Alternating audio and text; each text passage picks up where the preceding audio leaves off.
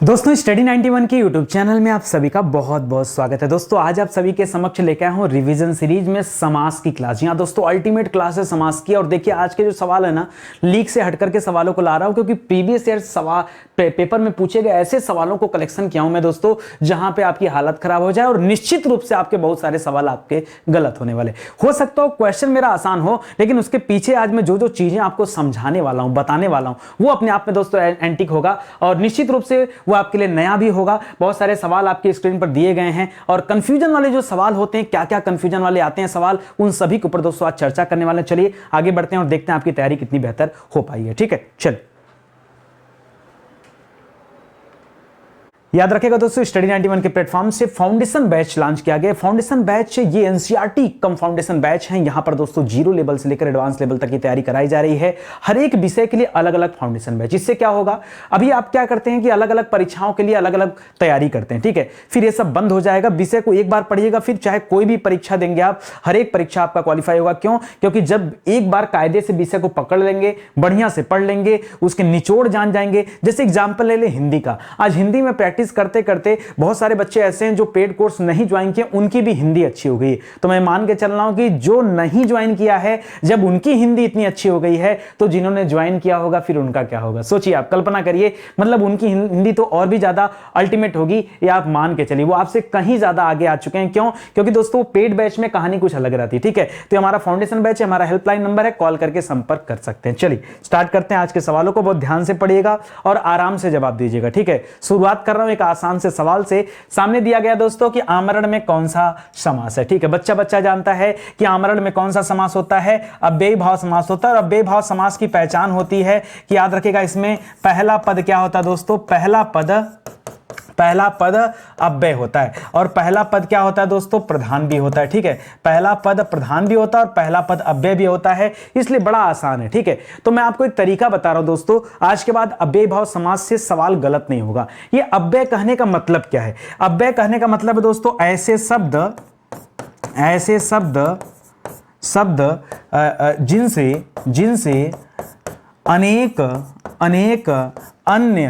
अन्य शब्दों का निर्माण हो सके, शब्दों का निर्माण हो सके, उन्हें हम क्या कहते हैं दोस्तों, उन्हें हम कहते हैं अव्यय। क्या कहते हैं? अव्यय। एग्जांपल देना दोस्तों, जैसे अगर आमरण उठा लिया तो आमरण में दोस्तों क्या है दोस्तों, आधन मरण।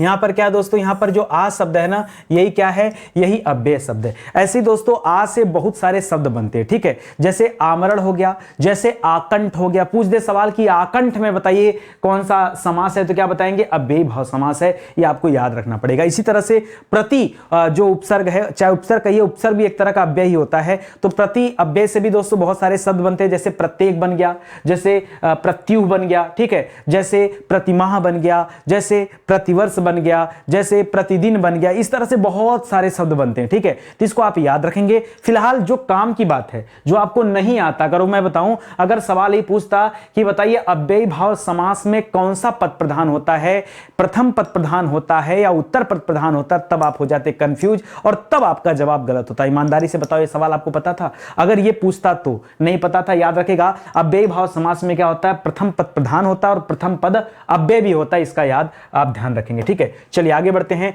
लिख रहा द्वंद्व। पहली बात दोस्तों, द्वंद्व गलत लिखा हुआ है, द्वंद्व ऐसे नहीं लिखा जाएगा, इसकी वर्तनी शुद्धि कर दीजिए। ठीक है, आइए इसकी वर्तनी सुधार करते हैं दोस्तों। द्वंद्व कैसे लिखा जाता है, पहले लिखेंगे द्व, ठीक है, और फिर लिखे द्व। द्वंद्व होता है दोस्तों, द्वंद्व नहीं होता है। द्वंद्व माने युद्ध हो जाएगा, द्वंद्व मींस क्या हो जाएगा, युद्ध हो जाएगा। यहां द्वंद्व लिखना है, ऐसे लिखा जाएगा। ठीक है, चाहे आप ऐसे लिखिए या फिर दोस्तों ऐसे भी आपने देखा होगा, तो यह भी द्वंद्व हो जाएगा, लेकिन द्वंद्व मत करिएगा। ठीक है, द्वंद्व करिएगा, ये आप याद रखेंगे। कह रहा है कि द्वंद्व समास में कौन सा पद प्रधान होता है। द्वंद्व समास में दोस्तों याद रखेगा, खासियत होती है इसकी कि इसमें दोनों पद प्रधान होते हैं। क्या होता है दोस्तों, द्वंद्व समास में दोनों पद प्रधान होता है। जैसे आप उदाहरण ले लीजिए, जैसे कहीं पर लिखा दोस्तों रात दिन, क्या लिखा दोस्तों, रात दिन। जैसे लिखा दोस्तों कहीं पर माता पिता, तो याद रखेगा यहां पर क्या हो जाएगा, यहां पर दोनों पद प्रधान होते हैं। एक चीज और बताऊं जो आप नहीं जानते, हर सवाल में मैं कोशिश करूंगा कुछ ऐसा बताने का जो आप नहीं जानते। तो बहुत आसान पूछ दिया। ठीक है, आपसे पूछे दोस्तों कि द्वंद्व समास में दोनों जो दोनों पद हैं ये किस टाइप के पद होते हैं, तो याद रखेगा दोस्तों, द्वंद्व समास में दो ही तरह के पद होते हैं, या तो दोनों पद संज्ञा होते हैं या दोनों पद दोस्तों क्या होते हैं, विशेषण होते हैं। ठीक है, या तो दोनों पद क्या होते हैं, संज्ञा होंगे या तो दोनों पद विशेषण होंगे। इस बात का याद रखिएगा, गलती मत कीजिएगा, यह आपके लिए एंटीक बात है। तो दोस्तों मैं एक काम करता हूं, जो मैं एंटीक बात बता रहा हूं आज की क्लास में ना, उसको मैं एक अलग पेन से जो है हाईलाइट कर देता हूं, ताकि उस पर अगर बाद में आपकी नजर पड़े तो आप समझ जाइए कि मैंने क्या यहां पर अलग बताया। ठीक है, तो ये आपके अलग आंसर हो गए। चलिए आगे बढ़ते हैं, अगला सवाल सुनिए। तीसरा लिख रहा दोस्तों, इनमें से कौन सा कथन पूरी तरह से तत्पुरुष, छोटा ओ की मात्रा होगा, तत्पुरुष समास से क्या है, संबंधित है। कौन सा कथन दोस्तों पूरी तरह से क्या है, तत्पुरुष समास का समर्थन करता है, ये आपको बताना है। चलिए देखते हैं दोस्तों, लिख रहा है कि इसमें पूर्व पद प्रधान होता है। देखिए मैं आपको बताना चाहता हूं, ठीक है, दो पद होते हैं दोस्तों, एक तरफ लिखा रहता है पूर्व पद। याद रखेगा पूर्व पद का तात्पर्य क्या होता है दोस्तों, पहला पद। क्या होता है दोस्तों, पहला पद। ठीक है, इसी तरह से दूसरा शब्द देता है दोस्तों उत्तर पद। क्या देता है, उत्तर पद। ये उत्तर पद का मतलब क्या होता है, बाद का पद। क्या दोस्तों, बाद का पद। ठीक है, बाद का पद। ठीक है, याद रखेगा, ये इसका अर्थ होता है। अब पढ़िए क्या लिख रहा है। ठीक है, लिख रहा है कि इसमें पूर्व पद प्रधान होता है। क्या तत्पुरुष समास में पूर्व पद प्रधान होता है, तो उत्तर है नहीं। तत्पुरुष समास में पहला पद प्रधान नहीं होता। पहला पद कहां प्रधान होता है दोस्तों, तो पहला पद प्रधान होता है भैया अव्ययी भाव में। कहां पर होता है, अव्ययी भाव में। ठीक है, करा पूर्व पद संख्यावाची होता, नहीं, संख्यावाची भी नहीं होता। किसमें संख्यावाची होता दोस्तों, तो द्विगु समास में संख्यावाची होता। ठीक है, करा इसमें प्राय उत्तर पद प्रधान होता है। यही आपका सही जवाब है दोस्तों। याद रखेगा, इसमें उत्तर पद प्रधान होता है, तो जवाब क्या हो जाएगा, यही हो जाएगा। उत्तर मतलब बाद वाला पद दोस्तों प्रधान होता है, तो ये आपका सही जवाब हो जाएगा। लिख रहा पूर्व पद अव्यय होता, अव्यय वाला कोई सवाल ही नहीं है। पूर्व पद अगर अव्यय होता तो समास कौन सा होता दोस्तों, समास यहां पर होता अव्ययी भाव समास। अव्ययी भाव समास होता। आपको समझ में आ रहा मैं क्या समझाना चाह रहा हूं, आपको समझ में आ रहा मैं क्या समझाना चाह रहा हूं। ठीक है, इसको याद रखेगा, ये मोस्ट इंपॉर्टेंट पॉइंट हो जाएगा। ठीक है, चलिए आगे बढ़ते। एक चीज दोस्तों और मैं यहां पे एंटीक चीज बता दूं, क्योंकि हर जगह मैं कुछ अलग बता रहा हूं, तो सुनिएगा। ठीक है दोस्तों, कहा जाता है कि तत्पुरुष समास के दो भेद होते हैं। कितने भेद होते हैं, इसके दो भेद होते हैं दोस्तों। कर्मधारय को भी इसी का भेद माना जाता है, कर्मधारय को भी इसी का भेद माना जाता है, और द्विगु समास को भी इसका भेद माना जाता है। ठीक है, अच्छा सर, यानी तो एक बात हो गया, यहां पर लिखा है दोस्तों तत्पुरुष समास में उत्तर पद प्रधान होता है। इसका मतलब दोस्तों कर्मधारय वाले में भी क्या होगा, याद रखेगा, उत्तर पद ही प्रधान होगा, उत्तर पद प्रधान होगा। ठीक है, कहां पर दोस्तों उत्तर पद की प्रधानता देखने को मिलती है, कर्मधारय में भी और द्विगु में भी। ठीक है, बस थोड़ा सा अंतर है। क्या अंतर है, द्विगु समास में संख्यावाची भी हो जाएगा, पहला पद संख्यावाची होगा, उत्तर पद प्रधान हो जाएगा।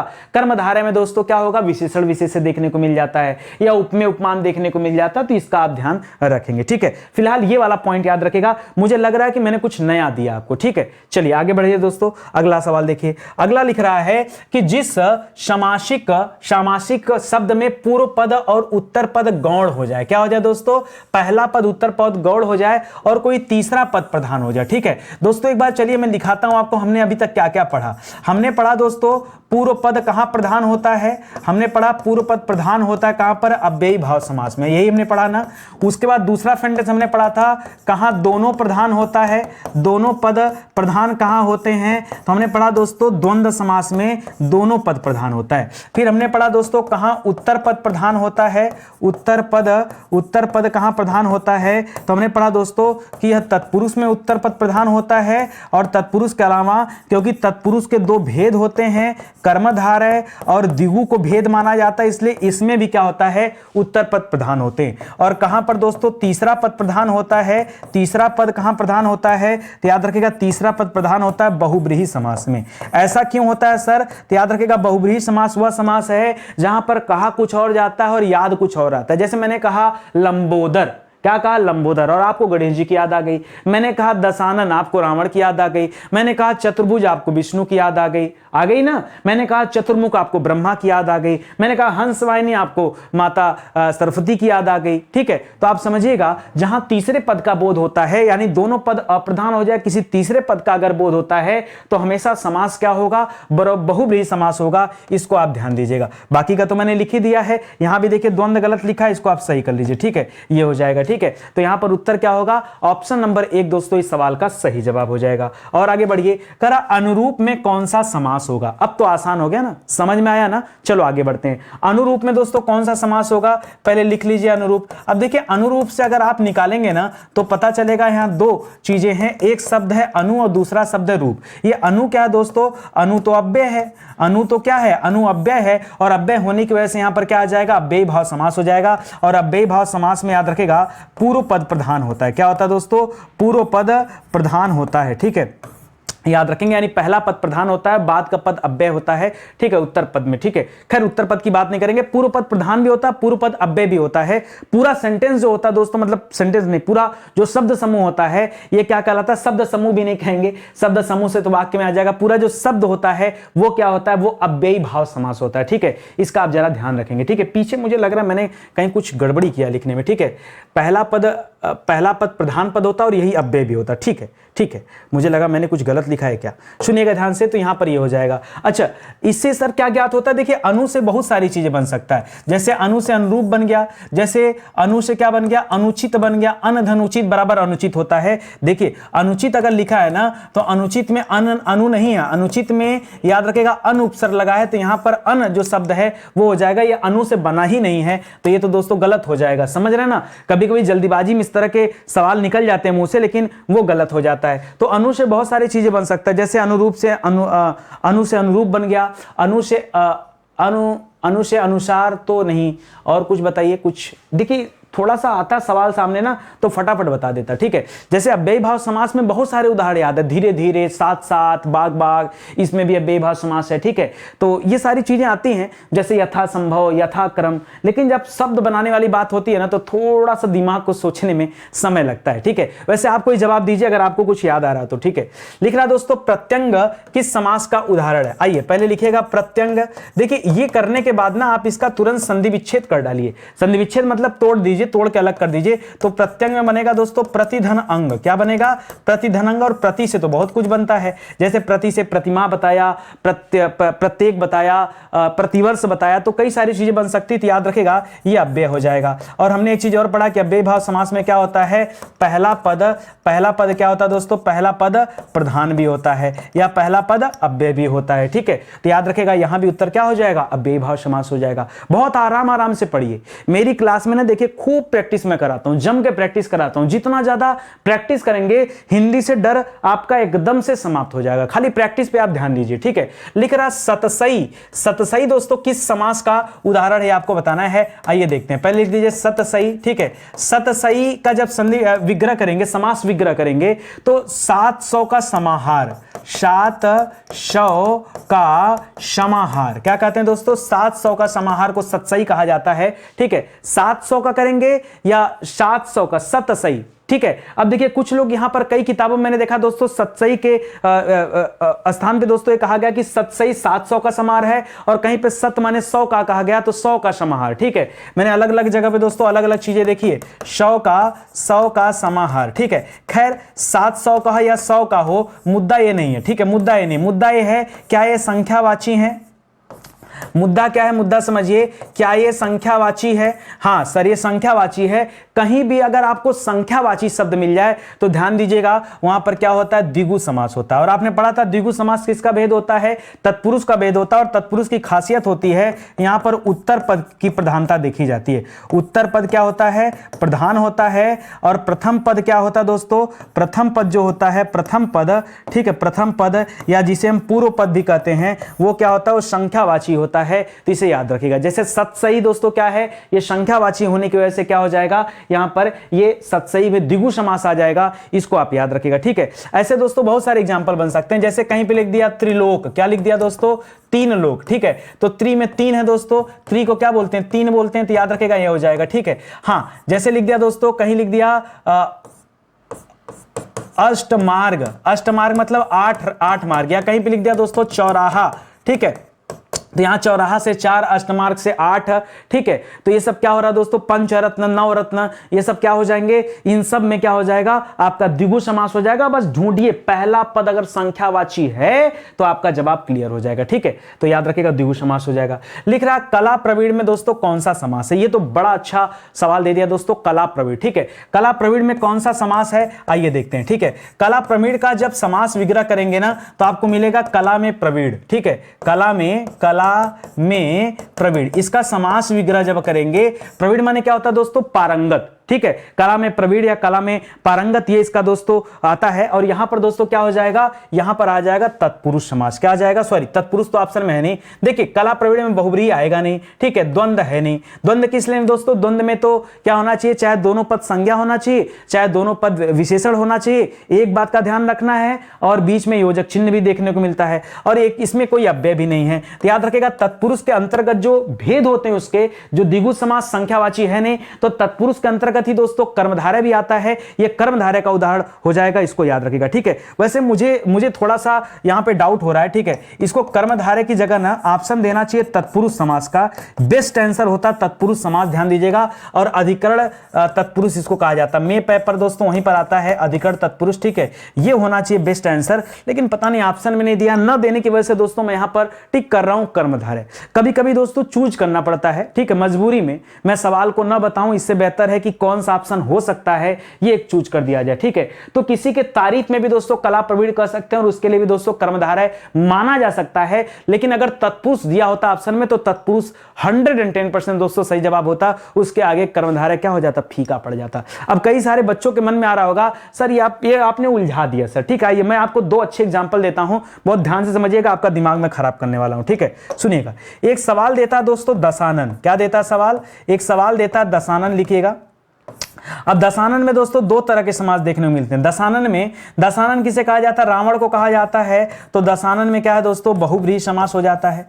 और दशानन में दोस्तों 10 है, तो किसी बच्चे ने कहा कि पहला पद संख्यावाची है, तो सर ये द्विगु समास भी है, तो ये द्विगु समास भी है। अगर आप में से क्या माना जाए, तो देखिए मैं कह रहा हूं ना कि अगर बहुब्रीहि कहीं पे दिया तो इसको डबल लगा रहा हूं और इसको सिंगल लगा रहा हूं, ठीक है। आप वजह समझिए, अगर बहुब्रीहि ऑप्शन में नहीं दिया है तो द्विगु समास भी उत्तर हो सकता है, ठीक है। लेकिन अगर ऑप्शन में दोनों दिया हो तो, अगर सर ऑप्शन में दोनों दिया हो तो क्या करेंगे, तब तो बहुब्रीहि बाप हो जाएगा, बहुब्रीहि बाप हो जाएगा। रुको आपका टेंशन और बढ़ाता हूं मैं, ठीक है। एक सवाल और लिखो, आप लिखो पीतांबर, सुनना ध्यान से, पीतांबर। कभी पूछेगा सवाल पीतांबर में कौन सा समास है ना, कभी पढ़ोगे दोस्तों पीतांबर में कर्मधारय समास है, पढ़ोगे घबराओ मत, ठीक है, कर्मधारय समास है। और कभी पढ़ोगे कि पीतांबर में बहुब्रीहि समास है। कैसे सर, याद रखिएगा, पीत माने पीला होता, अंबर माने वस्त्र होता, पीले अंबर को यानी वस्त्र को धारण करने वाले को पीतांबर कहते हैं, और तब कर्मधारय हो जाएगा, ठीक है। और वहीं कह दिया जाए दोस्तों नहीं, पीले अंबर को जो धारण करता दोस्तों पीतांबर हो जाएगा, सॉरी पीले अंबर को जो धारण करता पीतांबर, यानी भगवान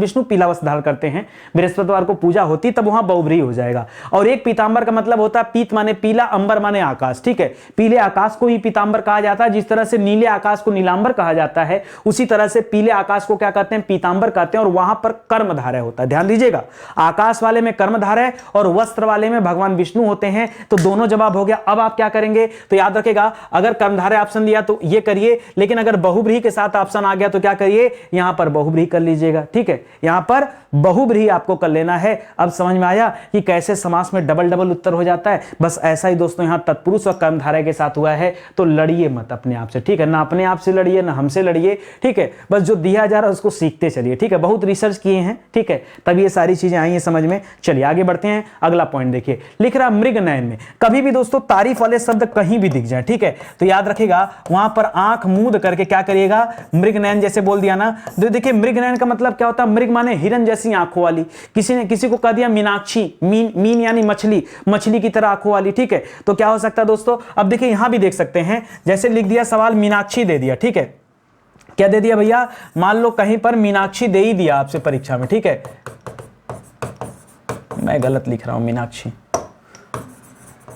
ठीक है, मीनाक्षी दे दिया दोस्तों। अब मीनाक्षी क्या कहते हैं दोस्तों, मीनाक्षी याद रखेगा, मीनाक्षी में बहुब्रीहि समास भी होता है, क्योंकि मीनाक्षी माता दुर्गा को कहा जाता है, और मीनाक्षी में कर्मधारय समास भी होता है, ठीक है। तो याद रखेगा दोस्तों, ये डबल है, ये सिंगल है। अगर कर्मधारय ऑप्शन में तो टिक करिए, नहीं दिया है तो बहुब्रीहि को टिक करिए, दोनों दे दिए हैं तो फिर बहुब्रीहि को टिक मारिएगा, याद रखिएगा, ठीक है। फिलहाल मृग नयन में क्या हो जाएगा दोस्तों, मृग यानी हिरण की जैसे आंखों वाली, तो याद रखिएगा दोस्तों क्या हो जाएगा, हिरण की जैसी आंख, यहां पर क्या हो जाएगा, कर्मधारय हो जाएगा और यही आपका सही जवाब बन जाएगा, ठीक है। समझ में आ रहा है या फिर मैं खाली बकबक करते जा रहा हूं, ठीक है। पढ़ते चलिए भाई। आगे लिख रहा है जिन सामासिक शब्दों में पहला पद संख्या हो, ठीक है। पहला पद संख्या क्या होता है, ज्यादा मत बताओ, हमको समझ में आ गया है, क्या हो जाएगा, द्विगु समास। द्वंद्व समास में क्या होता है दोस्तों, याद रखेगा दोनों पद प्रधान, क्या होता है, दोनों पद प्रधान होता है, ठीक है। इसमें क्या होता है, पहला पद संख्यावाची होता है, संख्यावाची होता है, और क्या होता है दोस्तों, और उत्तर पद प्रधान होता है। उत्तर पद क्या होता है दोस्तों, उत्तर पद प्रधान होता है, ठीक है। बहुब्रीहि में क्या हो जाता है दोस्तों, तीसरा पद प्रधान हो जाता है, ठीक है। तीसरा पद प्रधान हो जाता है। अव्ययी भाव समास में क्या होता है, याद रखिएगा पूर्व पद प्रधान होता है। पूर्व मतलब पहला पद, ठीक है। पूर्व का तात्पर्य क्या है, पहला पद क्या होता है, यहाँ पे पहला पद प्रधान भी होता है और पहला पद अव्यय भी होता है, ठीक है। तो इसको भी याद रखेंगे। फिलहाल आपका जवाब क्या होगा दोस्तों, ऑप्शन नंबर 2 आपका सही जवाब होगा। मैंने कई बार बताया और फिर से ये सवाल आपके सामने आ गया है, ठीक है। चलिए आगे बढ़िए। अगला लिख रहा राज दरबार में कौन सा समास है, ठीक है। आइए देखते हैं, राज दरबार लिख दिया सामने दोस्तों, ठीक है। अब बहुत सारे बच्चे यहाँ पर कंफ्यूज होते हैं, कहेंगे सर राज दरबार में से राज निकाल दीजिए ना, तो राज से मिला करके हम राजा बना सकते हैं। नहीं यार, इस तरह से अटपटा काम मत किया करिए, राज दरबार से राजा जब मत बनाइए। आपका दिमाग कहां जा रहा है, आप अव्यय की तरफ मत जाइए, सीधा सीधा इसमें क्या है, तत्पुरुष समास है। जी हां दोस्तों, राज दरबार में समास कौन सा है, तत्पुरुष समास है। सर कैसे तत्पुरुष समास है, तो याद रखिएगा राज दरबार कहा किसे जाता भैया, इसका समास विग्रह करेंगे तो मिलेगा राजा का दरबार। क्या मिलेगा, राजा का दरबार। और यहीं पर दोस्तों एक का लोप हो गया, उसी की वजह से तो यहां पर तत्पुरुष समास दिख रहा है, ठीक है। तो इसको याद रखिएगा। अच्छा सर अगर ये पूछ दे परीक्षा में कि तत्पुरुष के अंतर्गत किसमें आता है, तो क्या बताएंगे, काकी के नानी ने रारी दे, ये संबंध तत्पुरुष होता है। तो बताइएगा भैया यहां संबंध तत्पुरुष है। हम समास को केवल छोटा मोटा नहीं पढ़ते, हम समास के अंदर जाके समास पढ़ाते हैं, ये भी आप ध्यान दीजिएगा। तो यहां पर क्या हो जाएगा, संबंध तत्पुरुष। फिलहाल तो आपके सामने खाली तत्पुरुष दिया है, तो अपना उत्तर तो हमको मिल ही गया है, ठीक है। आगे बढ़िए। अगला लिख रहा है यथा संभव। सर ये यथा उथा वाले जहां मिल जाएंगे सवाल ना, काट के फेंक देंगे इन्हें। चलो आ जाओ, सुनो। यथा से जैसे क्या बन गया दोस्तों, यथा से यथा संभव बना दिया, यथा से यथावत बना दिया, यथा से यथाक्रम बना दिया, ठीक है। इस तरह से बहुत सारे शब्द बन सकते हैं यथा से। तो यथा क्या हो गया, यथा यहां पर अव्यय हो गया। क्या हो गया, अव्यय। और जहां अव्यय होता है समास कौन सा होता है, अव्ययी भाव समास होता है। तो ऑप्शन नंबर 4 टिक करिए ना, कहां दिमाग खर्च कर रहे हैं, ठीक है। आगे बढ़िए। अगला लिख रहा है जिस समास में पूर्व पद गौण हो। अच्छा पहला पद गौण है तो क्या प्रधान है भैया, करा उत्तर पद प्रधान है। उत्तर पद की प्रधानता दोस्तों मुख्य रूप से कहां मिलती है, तो मुख्य रूप से मिलता है तत्पुरुष में, वरना फिर तत्पुरुष के भैया भेद भी होते हैं, ठीक है। तत्पुरुष के भेद भी होते हैं। तत्पुरुष के भेद कौन होते हैं दोस्तों, एक तो द्विगु में भी लिया जाता है और इसको कर्मधारय में भी लिखा जाता है, ठीक है। फिलहाल क्या पूछा दोस्तों, यहां पर देखते हैं ऑप्शन क्या है। तो तत्पुरुष अगर ऑप्शन दिया तो तत्पुरुष कर लीजिए। अब आपके दिमाग में आएगा सर द्विगु क्यों नहीं, अरे यार तत्पुरुष के 2 वैरायटी होते हैं या क्या होते हैं आप बताओ। जैसे यहां पर अगर सिंबल को थोड़ा चेंज कर दूं मैं, ठीक है। तो ये जो वैरायटी होता है दोस्तों, याद रखेंगे ये किसका भेद है, ये तत्पुरुष के भेद होते हैं ना। तो अगर तत्पुरुष का नाम पिताजी हैं तो फिर बच्चे के नाम पे शादी कार्ड भेज रहे हो, क्या कर रहे हो, कहां दिमाग चला गया, ठीक है। द्विगु मत करना। द्विगु तब होता दोस्तों जब ये कहता कि पहला पद क्या है, ये गौण की जगह क्या लिख देता, अगर लिख देता संख्यावाची लिख देता, अगर संख्यावाची लिख देता तब आपका जवाब बदल के क्या हो जाता दोस्तों, तब आपका जवाब द्विगु हो जाता। अभी अनायास का काहे द्विगु पे जा रहे हो भाई, ठीक है, गलत हो जाएगा, ठीक है। तत्पुरुष उत्तर होगा यहां पर। लिख रहा निम्न में से कर्मधारय समास का उदाहरण कौन सा है। किसका उदाहरण दोस्तों, कर्मधारय का उदाहरण पूछ रहा है। लिख रहा प्रिय सखा, कामचोर, आजन्म और सपरिवार। अगर सपरिवार से दोस्तों स को बाहर कर दीजिए, सधन परिवार कर लीजिए, तो दोस्तों स से बहुत सारे शब्द बनते होंगे। तो ये आपको याद हो गया। यहां पर यहां क्या है दोस्तों, ये अव्ययी भाव समास में आ जाएगा। क्या हो जाएगा, अव्ययी भाव समास में। उसी तरह से आधन जन्म कर लेंगे तो क्या हो जाएगा दोस्तों, आजन्म हो जाएगा। जैसे आ से हमने पीछे पढ़ा था आमरण बन रहा था ना, तो याद रखेगा इन सब में समास कौन सा होता है, ये तो अव्यय है, तो ये अव्ययी भाव समास हो जाएगा, ठीक है। यहां पे याद रखेगा कामचोर और प्रिय सखा में से देखना। देखिए मैंने आपको थोड़ी देर पहले बताया था कि कर्मधारय में मोस्टली क्या मिलता है दोस्तों, याद रखेगा तारीफ वाले शब्द मिलते हैं। क्या मिलते हैं, तारीफ वाले शब्द। तारीफ वाले शब्द की पहचान करना सीखिए। किसी को प्रिय सखा कहोगे उससे तारीफ होगी, कामचोर कहोगे बहुत मार खाओगे, ठीक है। तो याद रखेगा यहां उत्तर क्या होगा, तारीफ वाले शब्द कहीं भी दिख जाए समझ जाइए क्या है, वहां पर आपका कर्मधारय समास है, ठीक है। और ये काम कामचोर में क्या हो जाएगा दोस्तों, तो काम से चोरी कामचोर होता है, काम से चोरी, काम से चोरी ये होता है दोस्तों कामचोर, और यहां पे आ जाता है तत्पुरुष समास। ठीक है, तो ये पहचानने का तरीका है। तो प्रिय सखा दोस्तों आपका सही जवाब हो जाएगा। ठीक है, समझ में आ रहा है ना, ये तारीफ वाला वर्ड याद रखो, इससे बहुत सारा सवाल, जैसे हमने कहा महात्मा, ठीक है, तो महात्मा में कौन सा है, महान आत्मा कह दिया, नॉर्मल आत्मा की बात नहीं करें, महान आत्मा, परमात्मा, महात्मा, यहां क्या हो जाएगा दोस्तों, जाहिर सी बात आपका उत्तर क्या हो जाएगा, कर्मधारय समास। ठीक है, लिख रहा देशभक्ति, देशभक्ति में कौन सा समास है दोस्तों, तो देशभक्ति मतलब देश के लिए भक्ति। ठीक है, देश के लिए भक्ति। ठीक है, देश के लिए भक्ति ये होता है दोस्तों, तो ये बहुत आसान है। ठीक है, यहां पर क्या हो जाएगा, ये तत्पुरुष समास का उदाहरण है। किसका, तत्पुरुष समास का उदाहरण है, याद रखिएगा। ठीक है, ये बहुब्रीहि नहीं है, द्वंद्व भी नहीं होगा और अव्ययी भाव भी नहीं होगा। अव्यय इसलिए नहीं होगा क्योंकि कोई अव्यय नहीं है, बहुब्रीहि इसलिए नहीं होगा क्योंकि इससे कोई तीसरे पद का बोध नहीं हो रहा है, और द्वंद्व में दोनों पद की प्रधानता भी देखने को नहीं मिल रही। ऐसे में जवाब क्या होगा, जाहिर सी बात है, अगर 3 उत्तर नहीं है तो जो बचा वही आपका उत्तर है, तत्पुरुष समास दोस्तों आपका क्या हो जाएगा, जवाब हो जाएगा। ठीक है, ध्यान दीजिएगा, ये क्लास पढ़ के बहुत मजा आ रहा होगा, बहुत सारे बच्चों के मैं कमेंट पढ़ता रहता हूं। लगातार दोस्तों आपकी बहुत सारी परीक्षाएं हुई हैं, उन परीक्षाओं में आपका सिलेक्शन भी हुआ है। ठीक है, स्टडी 91 हमेशा अपने बेस्ट क्वालिटी कंटेंट के लिए जाना जाता है, और खास करके जब मैं क्लास लेता हूं ना, तो मेरी कोशिश यही होती है कि आपको जो कुछ भी दिया जाए वो यूनिक दिया जाए, ऐसा दिया जाए जिसकी आपको जरूरत हो, घोर जरूरत हो। ठीक है, तो उन चीजों को ढूंढ के ला रहा हूं, समझा रहा हूं। अगर आप इस बैच में आते, वैसे बहुत सारे बच्चों के पास ऑप्शन होता है कि सर इतनी बढ़िया क्लास हमारे यूट्यूब पे चल रही है, फिर इस बैच को ज्वाइन करने का क्या मतलब। देखिए, इस बैच को ज्वाइन करके आप स्कॉलर बन सकते हैं, स्कॉलर। ठीक है, स्कॉलर किसे कहते हैं दोस्तों, कट ऑफ वाली, कट ऑफ तो देखो क्रॉस कर जाएंगे स्टडी 91 के क्लास से, लेकिन आप अगर अपने आप को टॉपर सीरीज में रखना चाहते हैं तो दोस्तों आपको फिर ये वीडियो जानने की जरूरत है, क्योंकि टॉपर क्या करते हैं ना, वो कॉन्सेप्ट क्लियर करते हैं। अभी हम धुआंधार प्रैक्टिस कर रहे हैं, हम धुआंधार प्रैक्टिस कर रहे हैं, आप कॉन्सेप्ट की बातें नहीं करते हैं। जब आपका कॉन्सेप्ट क्लियर हो जाएगा ना, तो सवाल चाहे जहां से आएगा आप हल कर लोगे। और वो कॉन्सेप्ट कहां क्लियर करने को मिलेगा, वो मिलेगा हमारे फाउंडेशन बैच में। ये हमारा हेल्पलाइन नंबर है, कॉल करके संपर्क करिए, यहां पे दिया है। ठीक है, हर बार वहां देता था इसलिए अंगुली आ गई। ठीक है, तो हमारा हेल्पलाइन नंबर है, कॉल करके संपर्क कीजिए। और अब तो दोस्तों आपके सामने किताबें भी आ गई। ठीक है, अभी तक किताब नहीं थी तो बच्चों को बहुत जरूरत थी, सर कौन सी किताब खरीदे, कौन सी ले। भैया स्टडी 91 की किताब आ गई, फिर भी आपने नहीं लिया, तो आपकी अपनी हिंदी आ चुकी दोस्तों। 5000 सवाल, 500 पेज में किताब है, विथ कॉन्सेप्ट है, तो आप परचेज कर सकते हैं हमारे वेबसाइट से, हमारे एप्लीकेशन से, अमेजन, फ्लिपकार्ट, मीशो, हर जगह है। दुकानदार से ले लीजिए, किसी भी मार्केट में जाइए, किताब की दुकान पे जाइए, बताइए उनसे अपनी हिंदी किताब चाहिए नितिन सर की, नहीं है तो मंगा के दीजिए, वो देंगे आपको मंगा के। ठीक है, चलिए आगे बढ़ते हैं दोस्तों। लिख रहा पंचवटी, पंचवटी में दोस्तों कौन समास है, तो याद रखिएगा, पंचवटी से पंच पकड़ लिया, और पंच क्या है दोस्तों, पंच का मतलब होता है 5। क्या होता है, पंच का मतलब 5 होता है। ये पहला पद क्या हो गया, संख्यावाची, पहला पद संख्यावाची।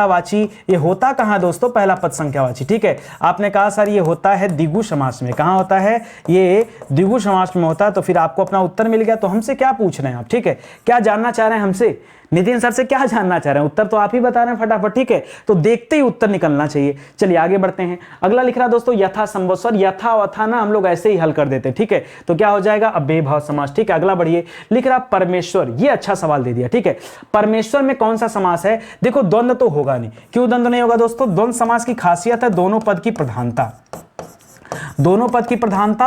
ऊपर से एक बात और ध्यान देना है कि या तो दोनों पद संज्ञा होंगे, या तो दोनों पद क्या होंगे दोस्तों, विशेषण होंगे। इन बातों का भी विशेष ध्यान रखना है। ठीक है, तो ये तो होगा नहीं। और परमेश्वर में दोस्तों कोई अव्यय है नहीं। ठीक है, इसमें अव्यय है नहीं, अव्यय होना चाहिए। और अव्यय दोस्तों पहला पद अगर अव्यय होता है तब दोस्तों होता है ना, तो यहां पे कोई अव्यय भी नहीं। अब 2 ऑप्शन बचा आपके पास कि सर तत्पुरुष कर लिया जाए या कर्मधारय कर लिया जाए। तो एक बात बताओ, अभी थोड़ी देर पहले दोस्तों मैंने आपको सिखाया कि तत्पुरुष में होता क्या है, याद रखेगा, तत्पुरुष समास में जो पूर्व पद होता है दोस्तों, पूर्व पद क्या होता है दोस्तों, पूर्व पद गौण होता है। क्या होता है दोस्तों, पूर्व पद क्या होता है, गौण होता है। और उत्तर पद क्या होता है, उत्तर पद यहां पर प्रधान होता है। तो परमेश्वर की बात करेंगे तो परम धनीश्वर आ जाएगा, परमेश्वर, परम धनीश्वर। तो ऐसे में परमेश्वर में क्या हो जाएगा दोस्तों, याद रखेगा, यहां पे तत्पुरुष समास करने की इच्छा होगी। लेकिन थोड़ी देर पहले मैंने एक चीज और आपको बताया था, ठीक है, कि कहीं पर दोस्तों महात्मा शब्द दिया हो और कहीं पर इसी तरह से तारीफ वाले शब्द दिए हो, पीछे एक लाइन बोला ना,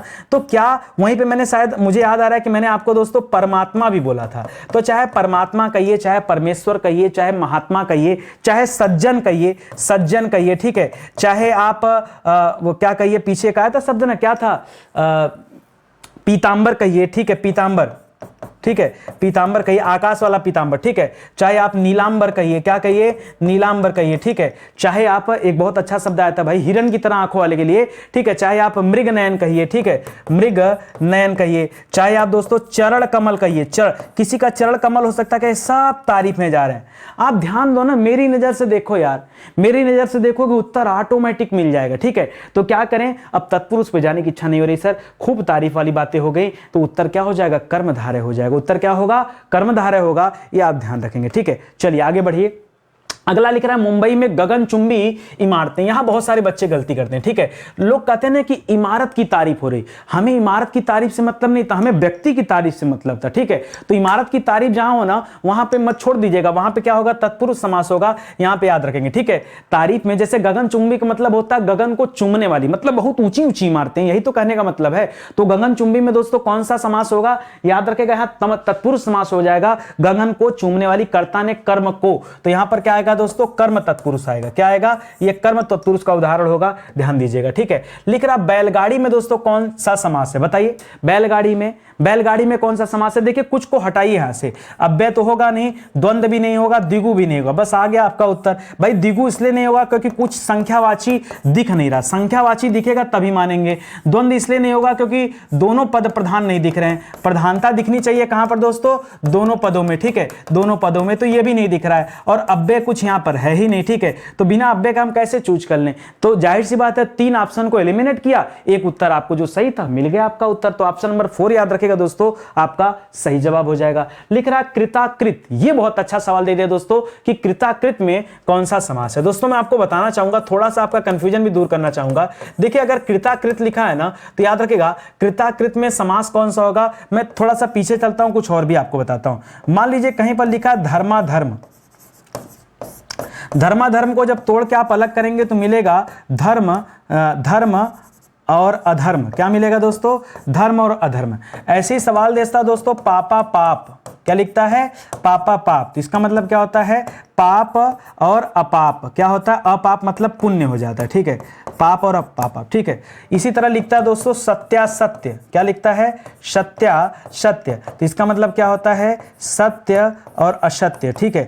लेकिन आप ध्यान दीजिएगा जब इन सब की बात आती है ना, तो यहां पर क्या होता है, सत्य और असत्य, तो यहां पे आता है दोस्तों द्वंद्व समास। क्या आता है, ये द्वंद्व समास के अंतर्गत आते हैं। लेकिन जो अभी जो आपके सामने दे रहा दोस्तों, याद रखेगा यहां पे द्वंद्व समास का कोई ऑप्शन ही आपके सामने नहीं दिया गया, कोई ऑप्शन द्वंद्व समास का नहीं है, मतलब ये चारों ऑप्शन में, ठीक है। दिग नहीं होता दोस्तों, दिगु, देखो दिगु तो पक्का नहीं होगा, और कृत, अब दिगु होगा नहीं, ठीक है। और अब बात आती दोस्तों इन तीनों में से, तो कृताकृत में याद रखेगा दोस्तों, कृताकृत हां खोलेंगे तो आपको लगेगा कि कृत और अकृत है, तो अकृत का कोई मतलब नहीं होता, बात को समझिएगा।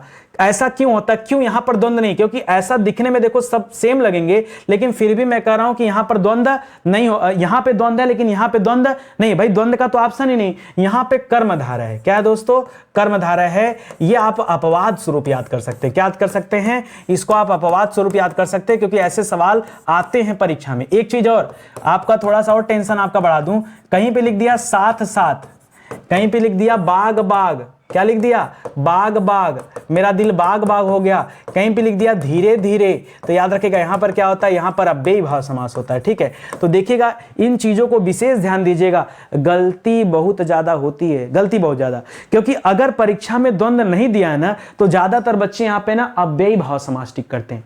मुझे ऐसा लग रहा है, महसूस हो रहा है कि आपने भी शायद यही किया होगा, अव्ययी भाव समास टिक कर दिया ना, कलम चल गई ना, बस याद रखना तुमने फिर से गलती कर दिया। यहां पे कर्मधारय होगा, ये स्पेशल केस है दोस्तों। कृताकृत में कौन सा समास है, याद रखिएगा ये किस में आएगा दोस्तों, एक कर्मधारय समास में आएगा। परेशान मत होइए, ठीक है। कुछ ऐसे शब्द आते हैं जो इस तरह की दिक्कत खड़ा करते हैं दोस्तों। यहां पर क्या होगा, कर्मधारय समास होगा। अब 70 बार, अब कुछ बच्चे को भरोसा नहीं होगा ना, वो बार बार जाएंगे गूगल करेंगे, कर लो गूगल, जाओ कर लो गूगल। लिख रहा शास्त्र प्रवीण महाविद्यालय में पीतांबर धारण करने आते हैं, ठीक है। शास्त्र प्रवीण महाविद्यालय में पीतांबर धारण करने आते हैं, इसमें तत्पुरुष, देखो पीतांबर मतलब यहां पीला वस्त्र से, और मैंने आपसे कहा था कि पीला वस्त्र वाला जहां सवाल बोलेगा ना, वस्त्र वाला बोलेगा तो बहुब्रीहि याद रखेगा, ठीक है, बहुब्रीहि याद रखेगा, तो ये तो बहुब्रीहि हो जाएगा। यहां पर सही उत्तर क्या होगा दोस्तों, शास्त्र प्रवीण। शास्त्र प्रवीण मतलब क्या होता है, शास्त्र में प्रवीण। क्या होता है दोस्तों, शास्त्र में प्रवीण। हम लोग पीछे भी पढ़ चुके हैं दोस्तों ना, तो याद रखेगा शास्त्र में अधिकरण बताया था, अधिकरण में पेपर, ठीक है। तो याद रखेगा यहां अधिकरण तत्पुरुष होगा, क्या होगा, ये अधिकरण तत्पुरुष का एग्जाम्पल है, इसको याद रखेंगे तो ये होगा जवाब। यहां पीतांबर मत करेगा, ठीक है। पीतांबर कब होता दोस्तों? जब आपसे पीले गगन की बात करता, पीले आसमान की बात करता, तब आप उस केस में क्या करते हैं, यहां पर कर्मधारय करते। लेकिन आपसे पूछा क्या दोस्तों कि तत्पुरुष समास के बारे में डायरेक्टली पूछ रहा है, तो याद रखेगा शास्त्र प्रवीण ही दोस्तों यहां पर आपका जवाब होगा। करा अव्ययी भाव समास का उदाहरण कौन है बताया, इस तरह का बहुत उदाहरण दिया, तो याद रखे दोस्तों ये पल पल जो लिख रहा है ना, पल पल दिल के पास, ठीक है। तो यहां पल पल दे दिया, और क्या दे दिया दोस्तों, और लिख लीजिए, ठीक है। और क्या लिख लिया, मेरा दिल बाग बाग हो गया, बाग बाग हो गया। सर थोड़ा धीरे धीरे पढ़ाइए, क्या बोला आपने, सर धीरे धीरे पढ़ाइए, ठीक है, धीरे धीरे पढ़ाइए। सर हम साथ साथ लिखते चल रहे हैं, ठीक है, साथ साथ लिखते चल रहे हैं। तो ये सारे सवाल में क्या हो जाएगा, याद रखिएगा, ये जो चीजें आपको दे रहा हूं ये अव्ययी भाव समास में आता है, ठीक है। बाकी अन्न जल अंत अनंत धर्माधर्म, यहां पर क्या है, यहां पे आपका द्वंद्व समास है। क्यों? दोनों पद की प्रधानता है, दोनों पद की प्रधानता है, इसलिए क्या है, द्वंद्व समास है, ठीक है। तो गलती न कीजिएगा भैया, बड़ा इंपॉर्टेंट चीजें आपको दे रहा हूं, समझते चलिए, ठीक है। अगला पढ़िए, लिख रहा वचनामृत में समास पद का विग्रह होगा। क्या होगा दोस्तों, सवाल क्या दिया है, वचनामृत। वचनामृत को तोड़ेंगे तो वचन धन अमृत आएगा, यानी आप क्या करेंगे, वचन अमृत रूपी वचन या वचन और अमृत। पहली बात, और जैसी तैसी बातें मत करें यहां पर, ठीक है। वचन रूपी अमृत नहीं दोस्तों, अमृत रूपी वचन, ठीक है। अमृत के जैसा वचन, वचन के रूप में अमृत नहीं होता है, तो ये आपका गलत हो जाएगा। यहां पर क्या होगा, ऑप्शन नंबर 1 हो जाएगा। वचनामृत में क्या हो जाएगा, अमृत रूपी वचन। क्या आ जाएगा दोस्तों, अमृत रूपी वचन, ठीक है। अमृत रूपी वचन आएगा दोस्तों, इसको आप याद रखेंगे, ठीक है, तो इसको याद रखेंगे। अच्छा एक चीज और, अमृत रूपी वचन, वचनामृत नहीं, थोड़ा सा मिस्टेक हो रहा है मुझसे, मिस्टेक हो रहा है, इसको थोड़ा सा रोकिए। यहां पे दोस्तों ये जो लिखा हो ना, ये आई थिंक गलत है, ठीक है, ये गलत है। होना क्या चाहिए, यहां पे होना चाहिए वचन रूपी अमृत। क्यों होना चाहिए, मैं आपको बताना चाह रहा हूं।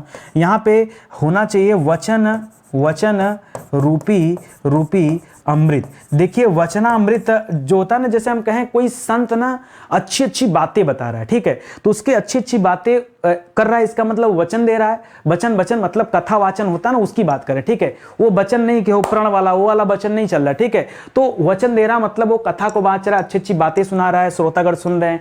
तो अमृत रूपी वचन नहीं होता, वचन रूपी अमृत होता। जो उसके वचन निकल रहे हैं, जो अपने मुख से जो कुछ भी बता रहा है, वो अमृत जैसा है, ठीक है। और ये तारीफ जैसी बातें दोस्तों, तो याद रखेगा ये आता किसके अंतर्गत है दोस्तों, ये आता है कर्मधारय के अंतर्गत, ठीक है। और कर्मधारय की एक पहचान और भी होती है, क्या पहचान होता है, कर्मधारय में दोस्तों उत्तर पद प्रधान होता है। क्या होता है दोस्तों, कर्मधारय में उत्तर पद प्रधान होता है। उत्तर पद मतलब बाद का पद प्रधान होता है, यहां अमृत की प्रधानता है, ठीक है, तो बाद का पद प्रधान होगा। अगर इस तरह से मैं कर देता ना तो अमृत आ जाता इधर पे, तो प्रधानता इसकी गड़बड़ हो जाता, ये यहां पे मिस्टेक हो जाता। तो वचन रूपी अमृत होगा यहां पर, ऑप्शन नंबर 4 कीजिएगा, ठीक है। होता है इस तरह के कंफ्यूजन, आपको आपसे परीक्षा में हाल में देखने को मिलते हैं, और यहां तो मैं पढ़ा रहा हूं आपको, ठीक है। तो पढ़ाने के दौरान अगर इस तरह की चीजें नहीं मिलेंगी, देखिए ये ऐसे करने से क्या होता है ना, मैं चाहता तो इस वीडियो को एडिट कर दूं, आपको पता भी नहीं चलेगा, मैं वीडियो को एडिट कर दूंगा और यही सवाल को फिर से पढ़ा दूंगा, लेकिन नहीं करना है। क्यों करना, अगर मैंने एक बार लिख करके मुझे लगा नहीं मैंने गलत किया, इसको कट किया फिर सही किया ना, अब तो याद होने की संभावना बढ़ गई आपकी। अब याद होने की संभावना बढ़ गई, कभी भी ये सवाल आपके परीक्षा में आएगा ना तो तुरंत आपको याद आएगा, हाँ यार नितिन सर पढ़ा रहे थे ना, उन्होंने पहले गलत लिख दिया था, बाद में उनको याद आया उन्होंने सही किया था, करेक्शन करके उत्तर ये नहीं ये वाला होगा, ठीक है। ये तो और ज्यादा आपको याद हो जाएगा। तो मैं काहे का एडिट करूं भाई, मैं क्यों एडिट करूं, मुझे क्या जरूरत है एडिट करने की, ठीक है। तो नॉर्मल रहे ज्यादा अच्छा है, ठीक है। समझ में आ रहा है ना अच्छे से, कोई दिक्कत आपको नहीं ना, चलो आ जाओ आगे बढ़ते हैं। अगला सवाल सुनना, लिख रहा कौन सा अधिकरण तत्पुरुष का उदाहरण नहीं। देखिए अधिकरण तत्पुरुष का उदाहरण नहीं है, ये जानने के लिए दोस्तों अधिकरण में क्या होता है दोस्तों, चाहे में होता है चाहे पर होता है, ठीक है, यही इस्तेमाल होता है। तो आपको यहां पे क्या करना होगा दोस्तों, यहां पे सबसे पहले समास विग्रह करना पड़ेगा, तब जाके आपको पता चलेगा कि कहां पे है कहां पे नहीं है। तो पहला है दोस्तों पुरुषोत्तम, क्या दिया दोस्तों, पुरुषोत्तम। पुरुषोत्तम का समास विग्रह क्या होगा दोस्तों, पुरुषों में उत्तम। क्या होगा, पुरुषों में उत्तम। तो दोस्तों यहाँ पे क्या मिल गया, यहाँ पे में मिल गया आपको, ठीक है। दूसरा है देशाटन, क्या है दोस्तों, देशाटन। अगर आपने बाहुबली देखा होगा तो आपको पता होगा बाहुबली पार्ट 1 में उनकी मां ने क्या किया था, लोगों को देशाटन में भेज दिया था। देशाटन मतलब क्या होता है, देश में अटन, देश में अटन। ये अटन क्या होता है सर, अटन कहा जाता है भ्रमण को। किसे कहा जाता है, देशाटन में भ्रमण कहा जाता है। तभी तो गए थे, मुलाकात हुआ, ठीक है, वरना पत्नी मिलती कैसे उनको, ठीक है। तो याद रखेगा। आगे लिख रहा दोस्तों कुल श्रेष्ठ। कुल श्रेष्ठ का क्या हो जाता है दोस्तों, तो याद रखेगा कुल माने क्या होता है दोस्तों, इस कुल का तात्पर्य क्या होता है, वंश से, ठीक है।